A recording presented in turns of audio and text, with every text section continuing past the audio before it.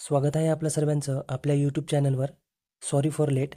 आज आपण जानेवारी भाग 2 टॉप 20 परीक्षाभिमुख प्रश्न पाहणार आहोत. आजच्या क्लासचे प्रश्न आहेत: ब्रिक्समध्ये सामील होणारा 10वा देश कोणता?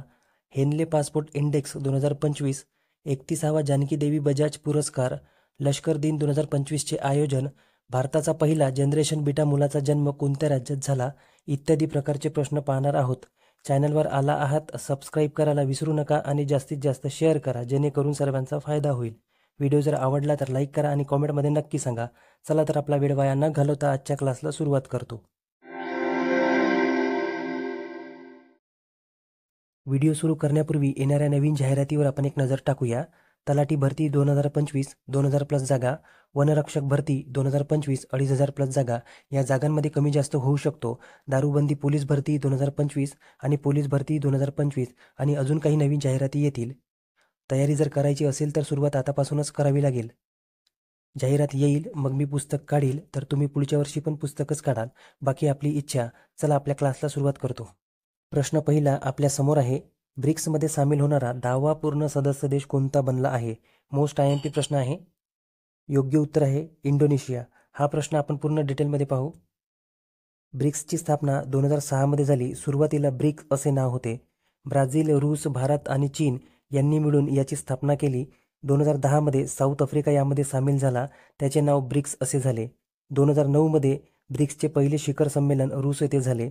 यामध्ये एकूण 10 सदस्य देश आहेत: इराण, मिस्र, इथिओपिया, संयुक्त अरब अमिरात आणि 10वा देश आहे इंडोनेशिया, जो 6 जानेवारी 2025 मध्ये सामील झाला. सौदी अरब आतापर्यंत यामध्ये सामील झाला नाही आहे. याचे मुख्यालय शांघाई, चीन येथे आहे. भारताने ब्रिक्सची 3 वेळा अध्यक्षता केली आहे: 2012, 2016 आणि 2021 मध्ये. ब्रिक्स देशाच्या बँकेचे नाव आहे न्यू डेव्हलपमेंट बँक. या बँकेची स्थापना 15 जुलै 2014 मध्ये झाली. याचे पहिले अध्यक्ष होते KV कामत, जे भारताचे होते. तसेच सर्वात IMP आहे 16वे ब्रिक्स शिखर संमेलन 2024चे आयोजन रशियाच्या कझान येथे झाले होते आणि आता 17व्या ब्रिक्स शिखर संमेलनाचे आयोजन ब्राझील येथे होणार आहे 2025 मध्ये. क्लिअर. कोणताही प्रश्न आला तर चुकणार नाही. नंतरचा प्रश्न आहे प्रश्न दुसरा: हेनले पासपोर्ट इंडेक्स 2025 मध्ये भारताचे स्थान कोणते आहे? योग्य उत्तर आहे 85वे. हेनले पासपोर्ट इंडेक्स 2025 मध्ये भारताचे 85वे स्थान आहे, तर 2024 मध्ये भारताचे 80वे स्थान होते. तसेच प्रथम स्थानावर सिंगापूर हा देश आहे, दुसरे स्थान जापान या देशाचे आहे, 9वे स्थान अमेरिका या देशाचे आहे आणि सर्वात शेवटचे स्थान आहे अफगाणिस्तान या देशाचे. क्लिअर. नंतरचा प्रश्न आहे प्रश्न तिसरा: भारतीय अंतराळ संशोधन संस्था इस्रोचे नवीन अध्यक्ष आणि अंतराळ विभागाचे सचिव म्हणून कोणाची नियुक्ती करण्यात आली आहे? खूप महत्त्वाचा प्रश्न आहे. योग्य उत्तर आहे V नारायण. हा प्रश्न आपण पूर्ण डिटेलमध्ये पाहू. इस्रोचे 11वे अध्यक्ष म्हणून V नारायण यांची नियुक्ती करण्यात आली आहे. यांचा कार्यकाळ 14 जानेवारी 2025 पासून सुरू होऊन 2 वर्षापर्यंत असणार आहे. इस्रोचे 10वे अध्यक्ष होते S सोमनाथ.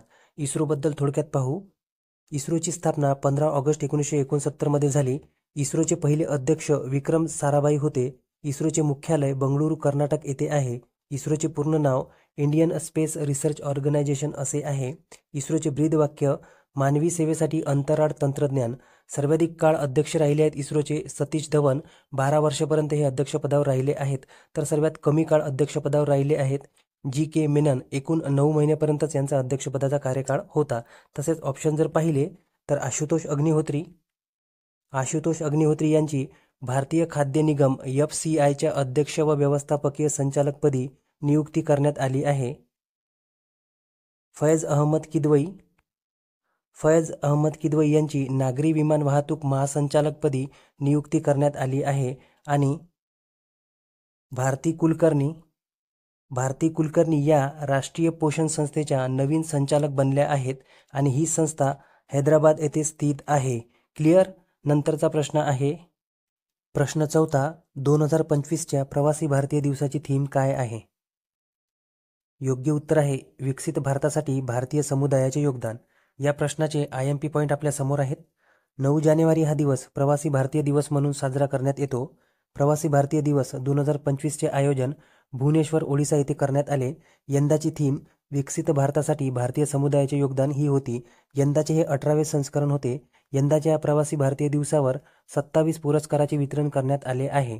ओडिसाचे मुख्यमंत्री आहेत मोहन चरण मांझी आणि ओडिसाचे राज्यपाल आहेत हरिभाऊ कम्ममपती. नुकतीच राष्ट्रपतींनी यांची नियुक्ती केली आहे. तसेच ऑप्शन जर पाहिले तर कृत्रिम बुद्धिमत्ता, 6 जानेवारी हा दिवस मराठी पत्रकार दिवस म्हणून साजरा करण्यात येतो. यंदाची या दिवसाची थीम आहे कृत्रिम बुद्धिमत्ता. जानेवारीच्या महत्त्वाच्या दिनविशेषावर आपला एक व्हिडिओ आलेला आहे, नक्की बघा, सविस्तर माहिती दिली आहे त्यात. क्लिअर. प्रश्न 5वा, भारताच्या कोणत्या राज्यात HMPV विषाणूचा पहिला रुग्ण आढळला आहे? योग्य उत्तर आहे बंगळुरू, कर्नाटक. या प्रश्नाचे IMP पॉईंट आपल्या समोर आहेत. ह्युमन मेटा निमोव्हायरस म्हणजेच HMPV हा सर्वात प्रथम नेदरलँड या देशात 2001 साली आढळला. सध्या याचा फैलाव चीन या देशात सुरू आहे. भारतात कर्नाटकच्या बंगळुरू येथे या व्हायरसचा सर्वात प्रथम रुग्ण आढळला आहे. तसेच ऑप्शन जर पाहिले तर गुजरात राज्यात जामनगर येथे देशातील पहिली तटीय जलचर पक्षी जनगणना सुरू करण्यात आली आहे. तेलंगणा राज्य सरकारने सावित्रीबाई फुले यांची जयंती महिला शिक्षण दिन म्हणून साजरी केली आहे. आणि तामिळनाडू येथे नुकताच जल्लीकट्टू उत्सव 2025 साजरा करण्यात आला आहे. क्लिअर. नंतरचा प्रश्न आहे प्रश्न 6वा, युनिसेफच्या रिपोर्टनुसार कोणत्या देशाचे 90 लाख मुले मानवनिर्मित आणि प्राकृतिक संकटाच्या कारणामुळे शाळेमध्ये नाही जाऊ शकत आहेत? IMP प्रश्न आहे. योग्य उत्तर आहे इथिओपिया. मानवनिर्मित आणि प्राकृतिक संकटाच्या कारणामुळे इथिओपिया या देशाचे 90 लाख मुलं शाळेमध्ये नाही जाऊ शकत आहेत. तसेच ऑप्शन जर पाहिले तर ब्राझील या देशाची सिस्टर इनहा कॅनबरो 117 वर्षाची जगातली सर्वात वृद्ध जीवित व्यक्ती बनली आहे. नेपाळ या देशाने जानेवारी 2025 पासून बालविवाह समाप्त करण्यासाठी अभियान सुरू केले आहे. नेपाळने 2030 पर्यंत बालविवाह समाप्त करण्याचे उद्दिष्ट ठेवले आहे. तसेच स्वित्झर्लंडने देशाच्या महिलांना सार्वजनिक ठिकाणी बुरखा वापरण्यास प्रतिबंध लावले आहे. क्लिअर. प्रश्न 7वा, 31वा जानकी देवी बजाज पुरस्कार 2023 साठी कोणाला जाहीर झाला आहे? योग्य उत्तर आहे वीणा उपाध्याय. वीणा उपाध्याय यांना 31वा जानकी देवी बजाज पुरस्कार जाहीर झाला आहे. तसेच ऑप्शन जर पाहिले तर आर वैशालीने फिडे विश्व ब्लिट्झ चॅम्पियनशिप 2024 मध्ये कांस्य पदक जिंकले आहे. अनाहत सिंगने British junior squash open under 17 मध्ये महिला एकेरीचा किताब जिंकला आहे. आणि प्रतिभा सत्पथी यांना 2023 साठीचा गंगाधर राष्ट्रीय पुरस्कार प्रदान करण्यात आला आहे. क्लिअर. नंतरचा प्रश्न आहे प्रश्न 8वा, लष्कर दिन 2025 चे आयोजन कुठे करण्यात येणार आहे? योग्य उत्तर आहे पुणे. या प्रश्नाचे IMP पॉईंट आपल्या समोर आहेत. भारतीय लष्कराची स्थापना 15 जानेवारी 1949 मध्ये झाली. पहिले आर्मी प्रमुख होते जनरल KM करियप्पा. याचे मुख्यालय दिल्ली येथे स्थित आहे. सध्याचे लष्कर प्रमुख आहेत उपेंद्र द्विवेदी. यंदा 2025 मध्ये भारतीय लष्कराचा 77वा दिन साजरा करण्यात आला आहे पुणे या ठिकाणी. पहिल्यांदा नेपाळ या देशाचा लष्करी बँडचा समावेश करण्यात आला आहे. तसेच पुणे या ठिकाणी पहिले आंतरराष्ट्रीय फुले महोत्सवाचे आयोजनही करण्यात आले आहे. तसेच ऑप्शन जर पाहिले तर नागपूर येथे राज्यस्तरीय मराठी भाषाप्रेमी शैक्षणिक साहित्य संमेलनाचे आयोजनही करण्यात आले आहे. याचे उद्घाटन नितीन गडकरी यांच्या हस्ते करण्यात आले होते. नाशिक मुंबई नाका येथे महात्मा फुले आणि सावित्रीबाई फुले यांचा अर्धकृती पुतळा उभारण्यात आला आहे. आणि मुंबईच्या वानखेडे स्टेडियम उभारणीला 2025 मध्ये 50 वर्षे पूर्ण होणार आहेत. क्लिअर. 9वा प्रश्न आहे तेनजिंग नोर्गे पुरस्कार 2023 साठीचा कोणाला प्रदान करण्यात येणार आहे? योग्य उत्तर आहे उमेश झिरपे.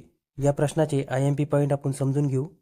तेनजिंग नोर्गे राष्ट्रीय साहस जीवन गौरव पुरस्कार 2023 साठीचा उमेश झिरपे यांना प्रदान करण्यात येणार आहे. तसेच ऑप्शन जर पाहिले तर अमिताभ गुप्ता यांना 2022 या वर्षासाठीचा कुसुमाग्रज राष्ट्रीय पुरस्कार जाहीर झाला आहे. आणि नीलम कुमार यांना 2023 या वर्षासाठीचा कुसुमाग्रज राष्ट्रीय पुरस्कार जाहीर झाला आहे. इमिलिया पेरेज यांनी गोल्डन ग्लोब अवॉर्ड 2025 मध्ये best motion picture non English लँग्वेजचा गोल्डन ग्लोब अवॉर्ड जिंकला आहे. क्लिअर. नंतरचा प्रश्न आहे प्रश्न 10वा, कोणत्या राज्यात भारताच्या पहिल्या जनरेशन बीटा मुलाचा जन्म झाला आहे? योग्य उत्तर आहे मिझोराम. या प्रश्नाचे IMP पॉईंट आपल्या समोर आहेत. मिझोरामची राजधानी आयझोल येथे या बाळाचा जन्म झाला आहे. फ्रँकी रेमरू आतडिका झाडेक असे या बाळाचे नाव आहे. तसेच ऑप्शन जर पाहिले तर बंगळुरू बंगळुरू येथे एरो इंडिया 2025चे आयोजन करण्यात आले आहे. सिक्कीम येथे भारताचे पहिले सेंद्रिय मत्स्यपालन क्लस्टरचे शुभारंभ करण्यात आले आहे. आणि तामिळनाडूचे मुख्यमंत्री M.K. स्टॅलिन यांनी सिंधू संस्कृती लिपीचे वाचन करणाऱ्याला $1 मिलियन पुरस्कार देण्याची घोषणा केली आहे. क्लिअर. नंतरचा प्रश्न आहे प्रश्न 11वा. राष्ट्रीय ग्रामीण भारत महोत्सवाचे उद्घाटन नरेंद्र मोदी यांनी कुठे केले? योग्य उत्तर आहे दिल्ली.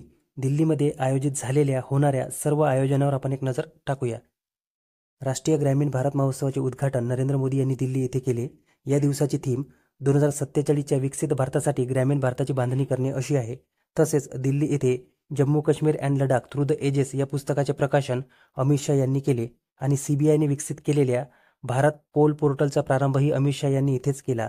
दिल्ली येथे लोकसभेचे अध्यक्ष ओम बिर्ला यांनी पंचायत से पार्लमेंट 2.0 या कार्यक्रमाचे उद्घाटनही केले. तसेच भारतीय मानक ब्युरोचा 78वा स्थापना दिवस दिल्ली येथे साजरा करण्यात आला आहे. इंडिया ओपन बॅडमिंटन स्पर्धा ही दिल्ली येथेच आयोजित होणार आहे. दिल्ली विधानसभा एकूण सीट आहेत 70. क्लिअर. नंतरचा प्रश्न आहे प्रश्न 12वा. ई-श्रम पोर्टल कोणत्या क्षेत्राशी संबंधित आहे? बघा, परीक्षेमध्ये अशा स्वरूपाचे काही प्रश्न असतात जे ॲज इट इज विचारले जातात. याचं योग्य उत्तर आहे असंघटित क्षेत्राच्या श्रमिकांच्या विकासासाठी. क्लिअर. नंतरचा प्रश्न आहे प्रश्न 13वा. केंद्र सरकारने भारताच्या कोणत्या पूर्व राष्ट्रपतीचे स्मारक राजघाट परिसरात निर्माण करण्यास मंजुरी दिली आहे? योग्य उत्तर आहे प्रणव मुखर्जी. क्लिअर. नंतरचा प्रश्न आहे प्रश्न 14वा. विश्व प्रदूषण रँकिंग 2025 मध्ये कोण शीर्षस्थानावर आहे? योग्य उत्तर आहे हनोई. विश्व प्रदूषण रँकिंग 2025 मध्ये हनोई हे शहर प्रथम स्थानावर आहे. हनोई हे व्हिएतनामची राजधानी आहे. तसेच ऑप्शन जर पाहिले तर दोहा येथे जागतिक टेबल टेनिस स्टार स्पर्धा 2025चे आयोजन करण्यात आले आहे. कॅनडाचे पंतप्रधान जस्टिन ट्रुडोने नुकताच आपल्या पदाचा राजीनामा दिला आहे. आणि रशियाने नुकतेच एक नवीन पर्यटन कर लागू केले आहे. क्लिअर. 15वा प्रश्न आहे भारताचा 2024-25चा आर्थिक वर्षाचा GDP म्हणजेच स्थूल राष्ट्रीय उत्पादन वाढीचा दर किती टक्के असेल असा अंदाज सांख्यिकी आणि कार्यक्रम अंमलबजावणी मंत्रालयाने व्यक्त केला आहे? योग्य उत्तर आहे 6.4%. भारताचा 2024-25चा आर्थिक वर्षाचा GDP हा 6.4% असेल असा अंदाज वर्तवण्यात आला आहे. तसेच 7.93%. नुकताच प्रसिद्ध झालेल्या रिपोर्टनुसार भारताच्या ग्रीन हाऊस गॅसच्या उत्सर्जनामध्ये 7.93% इतकी घट झाली आहे. क्लिअर. पुढचा प्रश्न आहे प्रश्न 16वा. भारत सर्वात मोठे मेट्रो रेल्वे सेवा जाळे असलेला जगातला कितव्या क्रमांकाचा देश बनला आहे? योग्य उत्तर आहे 3रा. भारत सर्वात मोठे मेट्रो रेल्वे सेवा जाळे असलेला जगातला 3ऱ्या क्रमांकाचा देश बनला आहे. तर जगातील सायबर हल्ल्यांच्या बाबतीत अमेरिकेनंतर भारत हा दुसरा सर्वात मोठा लक्षित देश आहे. क्लिअर. नंतरचा प्रश्न आहे प्रश्न 17वा. कोणत्या IITने मृदा प्रदूषणाशी लढण्यासाठी बॅक्टेरिया विकसित केले आहे? योग्य उत्तर आहे IIT मुंबई. IIT मुंबईने मृदा प्रदूषणाशी लढण्यासाठी बॅक्टेरिया विकसित केले आहे. तर IIT गुवाहाटीने कॅन्सर थेरपीसाठी इंजेक्टेबल हायड्रोजेल विकसित केले आहे. क्लिअर. प्रश्न 18वा. केंद्र सरकारने वायनाड येथे झालेल्या भूस्खलनाला गंभीर प्रकृती संकट म्हणून घोषित केले आहे. वायनाड हे कोणत्या राज्यात येते? योग्य उत्तर आहे केरळ. वायनाड हे केरळमध्ये येते आणि वायनाडच्या खासदार आहेत प्रियंका गांधी. तसेच ऑप्शन जर पाहिले तर उत्तराखंडने वन संरक्षणासाठी महाभारत वाटिकाची स्थापना केली आहे. भोपाळ मध्य प्रदेश येथे 31वे राष्ट्रीय बाल विज्ञान काँग्रेसचे आयोजन करण्यात आले आहे. आणि महाराष्ट्र राज्य सरकारने 4 व्हीलर वाहनधारकांना 1 एप्रिल 2025 पासून फास्ट्रॅग अनिवार्य करणार आहे. क्लिअर. प्रश्न 19वा. किरण जाधवने लक्ष्य कपमध्ये 10 मीटर एअर रायफल प्रकारात कोणते पदक मिळवले आहे? योग्य उत्तर आहे सुवर्ण पदक. किरण जाधवने लक्ष्य कपमध्ये 10 मीटर एअर रायफल प्रकारात सुवर्ण पदक मिळवले आहे. क्लिअर. 20वा प्रश्न आहे भारतात आयोजित होणाऱ्या पहिल्या खो खो विश्वकप 2025 मध्ये भारतीय खो खो टीमचा कर्णधार कोण असणार आहे? मोस्ट IMP प्रश्न आहे. याचं योग्य उत्तर आहे प्रतीक वायकर. हा प्रश्न आपण पूर्ण डिटेलमध्ये पाहू. या स्पर्धेचे आयोजन भारतात दिल्ली येथे झाले. महाराष्ट्रातील 5 पुरुष खेळाडू आणि 3 महिला खेळाडूंचा या स्पर्धेमध्ये समावेश आहे. भारतीय खो खो टीमचा कर्णधार आहे प्रतीक वायकर आणि महिला कर्णधार आहे प्रियंका इंगळे. या स्पर्धेचे शुभंकर आहेत तेजस आणि तारा. खो खो स्पर्धा 2025चा ब्रँड अँबॅसेडर आहे सलमान खान. या स्पर्धेत पुरुष 20 संघ आणि महिला 19 संघ असे 39 संघांचा समावेश आहे. पहिला सामना हा भारत आणि नेपाळ या 2 देशांदरम्यान झाला आहे. तसेच सर्वात IMP पॉईंट आहे. भारतीय खो खो महासंघाचे अध्यक्ष आहेत सुधांशू मित्तल. क्लिअर? यावर आता कोणताही प्रश्न आला तर आपला चुकणार नाही. व्हिडिओ जर आवडत असेल तर सबस्क्राईब करा, लाईक करा आणि कॉमेंटमध्ये सांगायला विसरू नका. पुढचा प्रश्न आहे प्रश्न 21वा. 2025चे पहिले आंतरराष्ट्रीय शतक कोणत्या क्रिकेटरने मारले? महत्त्वाचा प्रश्न आहे, विचारला जाऊ शकतो. याचं योग्य उत्तर आहे कुशल परेरा. कुशल परेराने 2025चे पहिले आंतरराष्ट्रीय शतक मारले आहे. कुशल परेरा हा श्रीलंका या देशाचा खेळाडू आहे. क्लिअर? प्रश्न 22वा. आजच्या क्लासचा शेवटचा प्रश्न. वायफाय सर्व्हिस देणारी देशाची पहिली एअरलाईन कोणती आहे? योग्य उत्तर आहे एअर इंडिया. एअर इंडिया ही देशांतर्गत वायफाय सर्व्हिस देणारी देशाची पहिली एअरलाईन बनली आहे. तर धन्यवाद मित्रांनो. बघा, वाटल्यास सबस्क्राईब करा, लाईक करा आणि कॉमेंटमध्ये सांगायला विसरू नका. धन्यवाद.